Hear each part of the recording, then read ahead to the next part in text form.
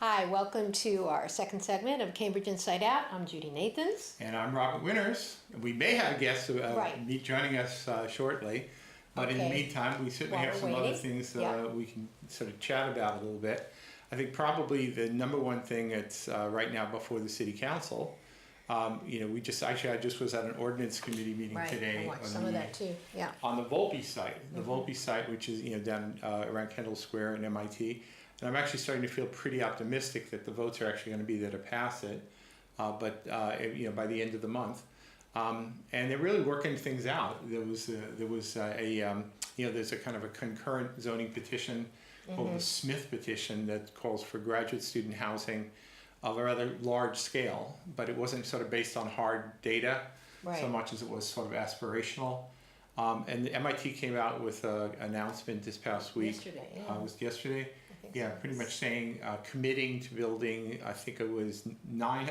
The math. People can argue the math about it all, but basically 900 net new beds over a number of years. 50 spread out over a few years. So, which is pretty good. I mean, this other petition was calling for 1,800 units of housing, which I always thought was a little bit out of nowhere. 1,800 units of graduate housing? Ooh. That was what and they would say basically you can't do anything in Volpe unless you do this. I thought it was 1129. Was that a different petition? No, there was a working group from MIT came out and said that there was a number of about 1,100 or something that was given, but that was based on just sort of scaling up the numbers from a survey, as opposed to actually assessing demand in a more comprehensive way. Which is what they tried to do. Yeah, so the ordinance committee meeting today, just a couple of hours ago. Right, which might still be going on, we don't know. I know it wasn't because there was a city council candidate forum, so everybody's going to have to split to go to that the other candidate forum. Right.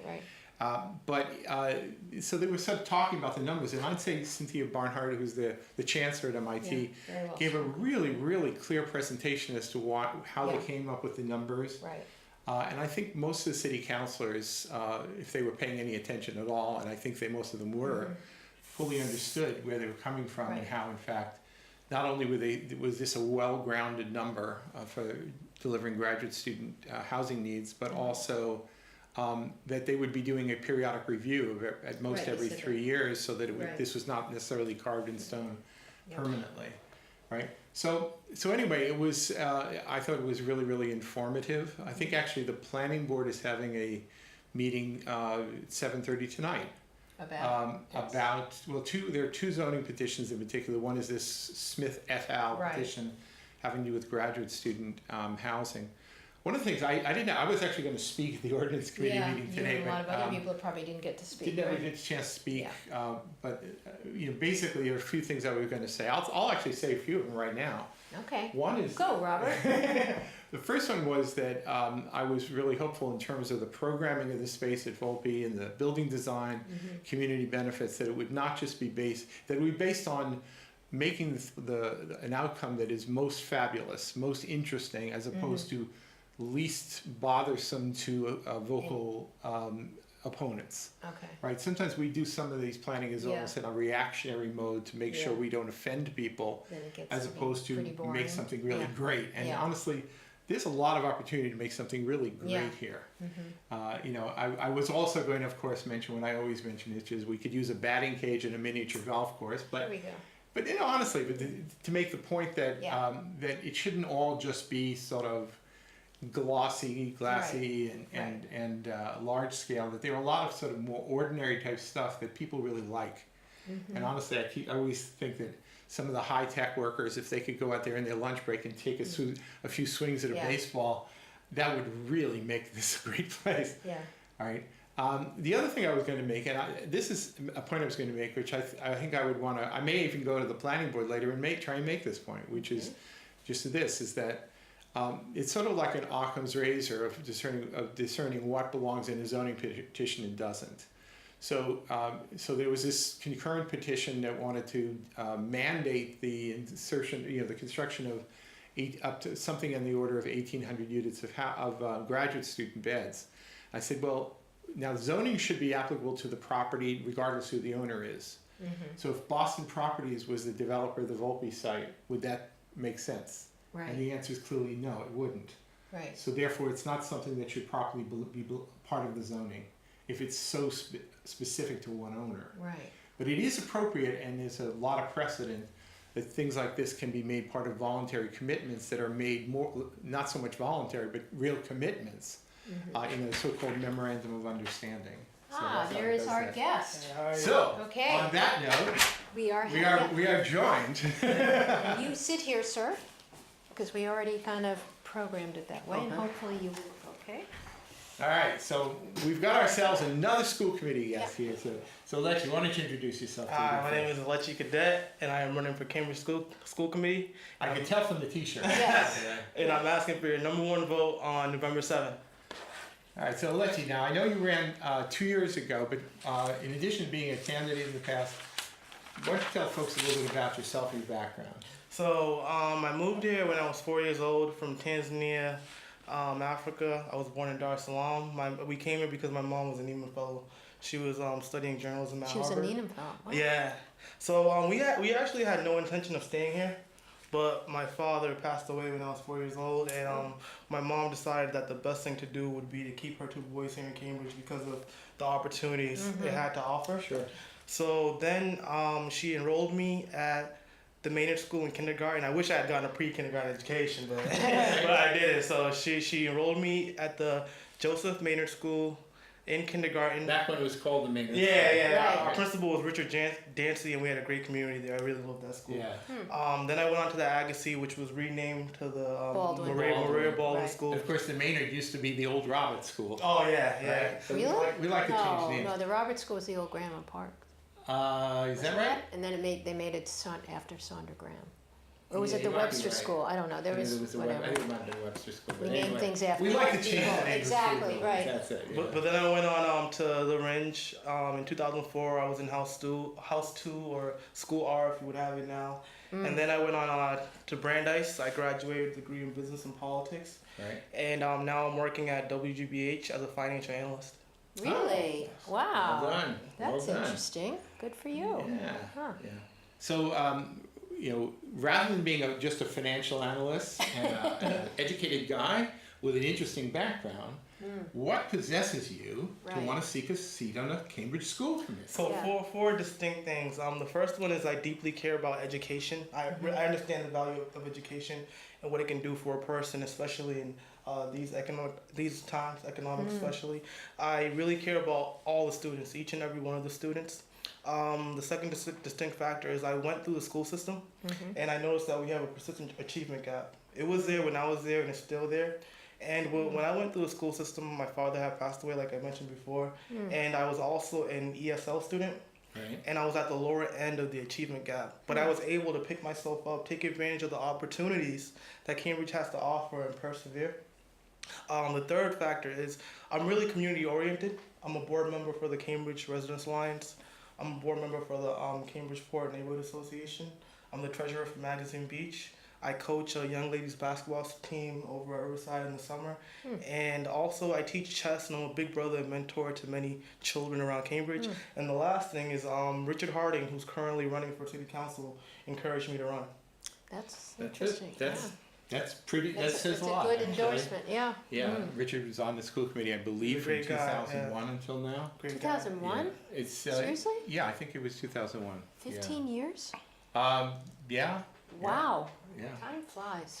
Time sure does fly. Oh, Yeah. tell me about it. Yeah. Right. So now, yeah, I often ask this to candidates. They say, in addition to everybody, Yeah. are there any particular neighborhoods, constituencies, interest groups, anybody else who maybe should be particularly choosing you to be their candidate?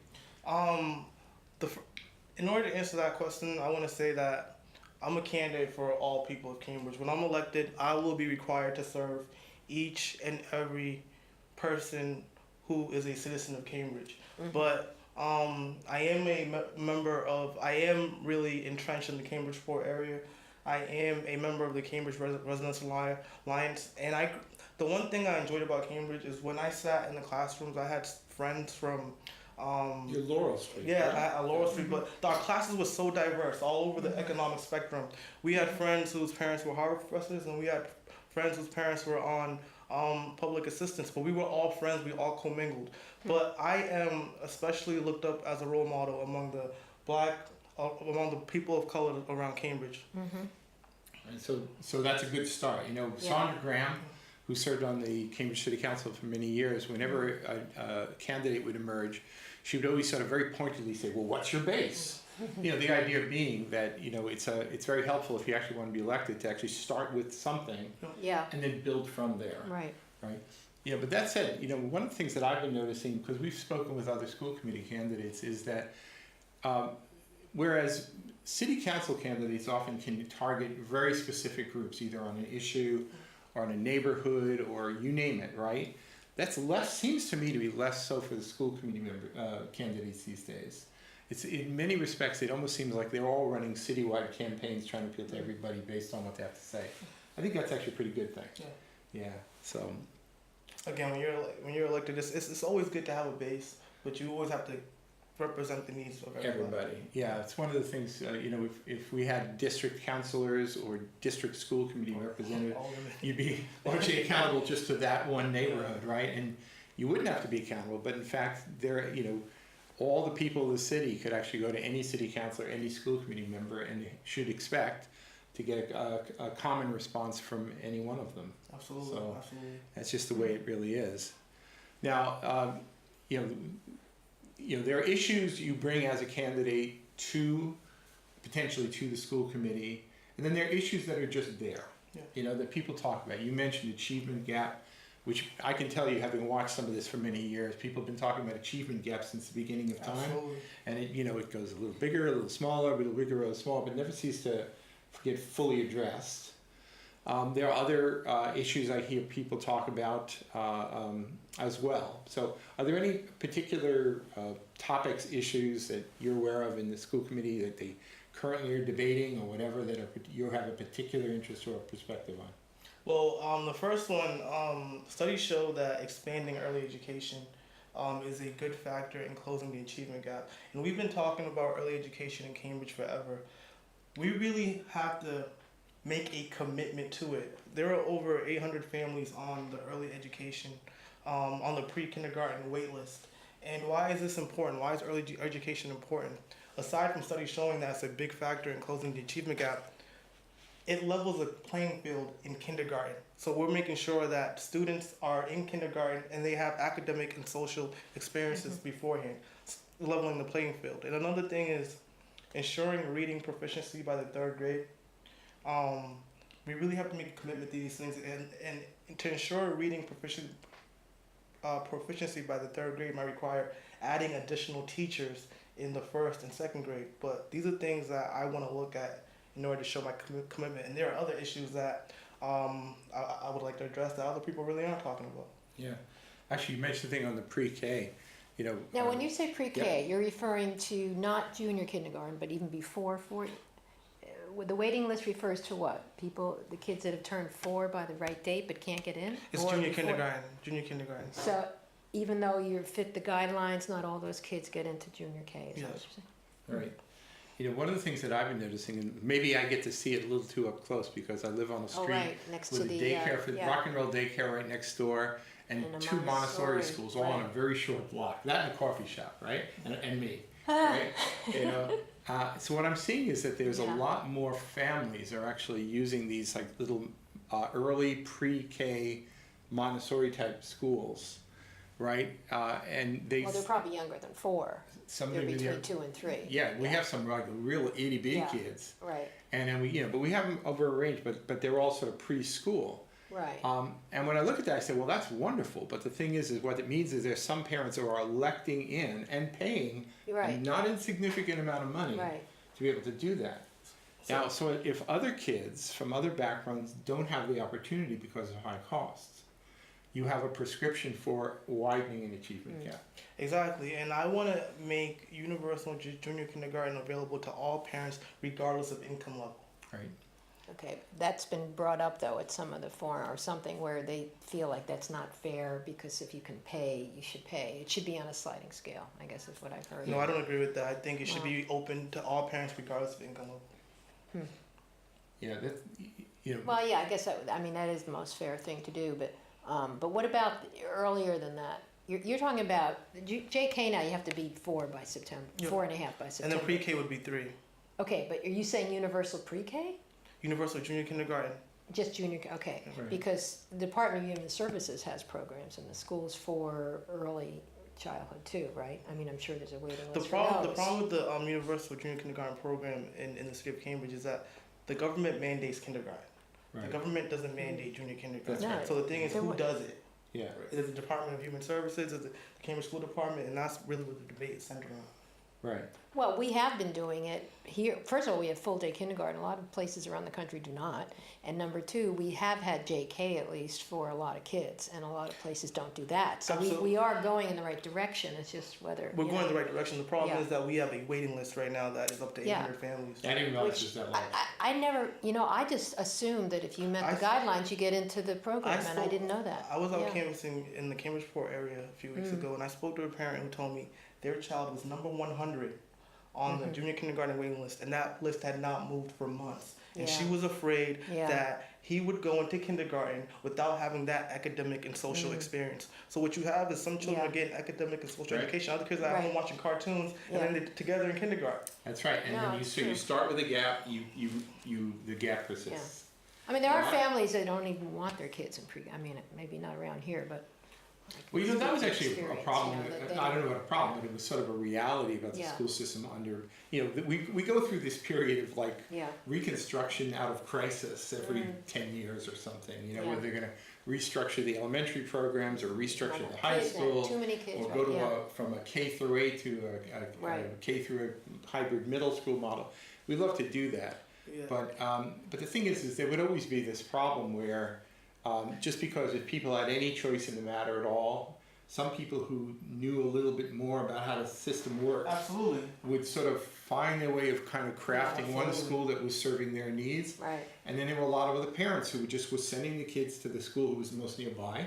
Well, that's And- also was their and- preference. They want And their it was kids their in the preference, so neighborhood. it Yeah. was all, Yeah. people chose it, but Right. it leads to a not then- necessarily good Yeah. outcome. And then to add to that, you had students who would go home and their parents could help them with their homework. Right. And then you had students who could go home and their And parents there was couldn't not even a speak book in the English. house. Right. Right. Or there wasn't a book in the house, so there was Yeah. not a resource. Yeah. No, it's hard. I mean, so much of it is more than just the school itself. The school can just do so much, but it is reaching out and trying to But get those resources out there. But I just want to say one thing. When we look at the Cambridge school system, we have to look at it as a bridge. You start as a young person, an adolescent, and you're at the K through 5 level, right? Right now, K through Right. 5 level.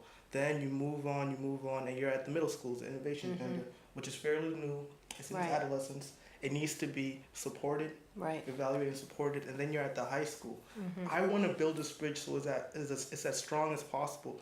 And I want to make a junior kindergarten level that's available to everyone so that everyone is starting at an equal foot on that bridge. A good on-ramp Exactly. onto the bridge. And, yeah. and I've heard some other school committee candidates say, well, we focus so much on the high school, this portion of the bridge, we should now focus on the K through 5.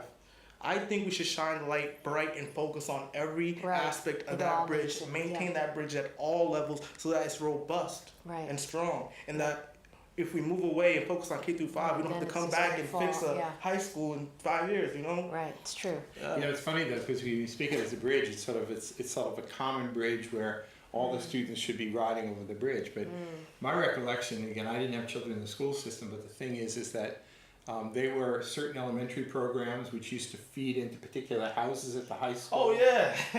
So it's sort of like there were, as soon as you sort of got in on it, you immediately were taking separate bridges. Let me tell you about that. But you didn't choose your houses in the high school. No. It was a lottery Wait, system. are you, wait. You're talking Well, about that's really ridiculous. a long time It's ago, important. because they didn't call them house. When my daughter went, it was school number 1. I was in school too, then it became school R. Yeah. I mean, they Yeah. changed it. Some of it was sort But I of. don't And they had pilot and they had the other. But I was I thinking think further back in they- the days of fundamental and pilot and Then you had a choice, but I'm talking Yeah. about when my daughter went. She's turned 30. It was more they selected what house. well, you that went was to. after they had done some restructuring Exactly. because they were trying to Oh. address this Oh, no, problem. no, Yeah, no, you don't select it. And that failed miserably. But Yeah. that's Yeah, another hardware. story. Yeah. Yeah. Okay. But so to speak to what Robert just said, it used to be that Yeah. the reason why we went to an innovation agenda, it used to be that we had 12 K through 8 programs. Yeah. And the problem was by the time kids entered Ringe, by freshman year, some kids were quoting Gandhi and Socrates, and other kids couldn't do basic math. Right. And it was hard for teachers to teach No, because these kids are now in one classroom. That's exactly right. Yeah. Yep. You know, so but you know, so what you do is you try and establish some sort of common Alignment standards and alignment Right. throughout, whatever. But then you run the risk that anything that made one school sort of attractive in an individualistic way might, under the name of standards, actually start to lose a little bit of its individuality. But that's another issue that we have in Cambridge that people need to address: the desirability of schools. Why are certain schools, if this is a public education system, why are certain schools more desirable than others? They're more, I don't know, experimental, innovative. I You know don't what, know, I mean, younger teachers. I don't know. I mean, Yeah. I heard Larry Weinstein, Alice Wolf talk to this some years ago. You know, the thing is some of it was just this fact that there was, when they was doing desegregation in Boston, there was a sort of a lot of people just skedaddling out of the school system and leaving town. So they set up programs that were kind of magnet schools within the system To attract people to make to sure stay that there. people sort of And were then they very want happy to, to still stay within the system. So Yeah. I think they programmed in a little bit of difference that might maybe even acknowledged a little bit of you know, different outcomes, and sort of were willing to accept it because the well, New alternative York was so does it. bad. I mean, New York Yeah. has exams. I mean, you know, Yeah. and Chicago does it. I mean, it is a way to kind of keep your city Right. people there, but give them something and say, you know. Right. We don't have exam schools because we only have one No, high school too. that's So- true. So we yeah, don't have exams. ultimately Yeah. that's the great equalizer where everybody, or at least it should be, where everybody, even if there's a little bit of differences between the programs, ultimately they're all kind of coming out of that same school, unless parents pull the kid out, right? Which I suppose that's sometimes been a problem And as that's well. the issue we have right now. Some parents are electing charter schools instead of our schools. Are you not that out? What's your take on charter schools? Oh wow! My take on charter schools is this: I believe that all parents deserve a choice, but at the same time, with our resources, our budget this last school's term was $183 million. Yeah, It's increasing big about chunk. 10% annually. Well, I know it was not as fast, but this one we made a big jump this time. He Yeah. particularly did that. Well, I think it's gonna keep. I forecast that it will increase, and it'll be almost close to $200 million next year. That's almost $1/5 of $1 billion. But my take on charter schools is I believe that again, all parents deserve a choice, but charter schools need to be held more accountable, and they need to be able to meet the needs of all their students, because from the studies I've seen, some charter schools are really unable to meet students with IEPs, individual education plans. So those students end up leaving the charter school and going back into the public school.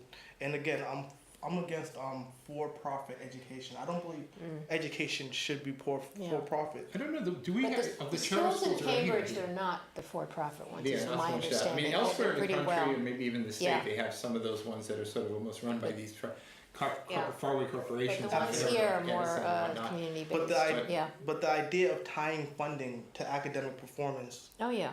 is not is one that needs to be examined to me. Yeah, No, I'll accept definitely. that for Yeah. sure. Yeah. But I did find it interesting when there was, I think it was a year ago, because it was a big topic in the state senate race, was about, they had a roundtable meeting. Yeah, I And- attended that. I thought it was yeah. very good. And it was Yeah. very interesting because many of the people who teach in the charter schools are actually really dedicated to it. Absolutely. I know. And Yeah. you can have people can have different feelings about charter schools as a concept, but the people who work in there are just as dedicated as anyone else. Absolutely. Right. Yeah. And I think people at least need to acknowledge that. Absolutely, yeah. And that they're not all the same. No, all not charter schools not are all the same. charter Right. schools are the same, Right. and we absolutely. Yeah. There are some that are doing great work, especially at overcoming the achievement gap. Right. Yeah. That's right. Okay.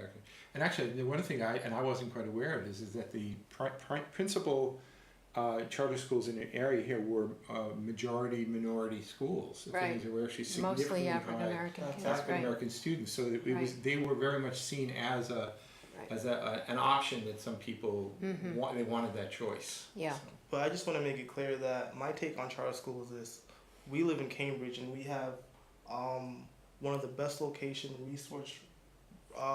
resource-rich areas to do something great academically. And I believe we can have one of the greatest public schools in the world. And we just have to really examine how we allocate our resources and make sure that all students are held to high academic excellence and standards. Right, and if that means even borrowing an idea or two from a charter school, all the better. But we should be able to produce schools that are just as good as any. I don't want to villainize charter schools or look at them as our enemy. I want to take a look in the mirror and look at how can we be better. Yeah, no, I'm all. Well, there's a all lot of with you on factors that. there, and that's a whole, Right. whole other Well, we only have a discussion. couple more minutes Yeah. here, but let me just first ask a quick question, just on a political side. Yeah. So, you know, if you're doing, I don't know if you're doing the door knocking and all of that stuff so much, but are there particular parts of town that you feel might be your strongest parts of town, or, you know, any strategy? I mean, I shouldn't ask you your strategies, right? Because that's like, Yeah. right? Again, I feel that area 4, the Port neighborhood, Cambridge Port area. Are certainly natural base to start with. Yeah, I mean, area 4, Cambridge Port, Riverside, and right over here by Right, this neck of the woods, the greater Central Square area. I guess it's the port. The right? great Central Yeah. Square area. That's right, the port here. Okay. Oh. Anyway, we got less than a minute to go here, so now's your opportunity Right. to talk to those folks out there and Right. tell them why you should give Elechi Look at your the camera number one one there. vote. Yeah. So I'm gonna let you get that. Again, I'm asking for your number 1 vote on November 7th. I'm a financial analyst. I know how to get things done. I know how to work with people. I'm passionate about education. I'm passionate about all people. And from day one, I will be ready to work for you and ensure that our kids receive the best education possible and that our taxpayers receive their money's worth. Thank you. I think that's a Oh, pretty that- good that's pretty good. summary Yeah. right there. Now we've got, what, 3 weeks to go, right? 3 weeks. 3 weeks. So wow. I guess, you know, to put it quite simply, like, you know, it's time for all the candidates to put on that last And there's, push. I think, a forum on Wednesday night at the high At school. the high school, yeah. Yeah. But- All right, so we'll see you next week on Cambridge Inside Out.